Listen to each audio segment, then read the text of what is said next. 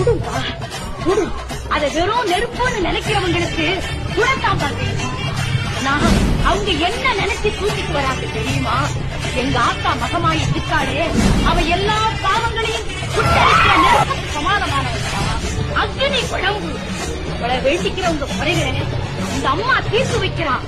அந்த நன்றி கடனை செலுத்தத்தான் அவனை தூக்கிட்டு வர்ற மாதிரி நினைச்சு நெருப்ப தூக்கிட்டு வராங்கப்பா. யாராலையும் முடியுமா?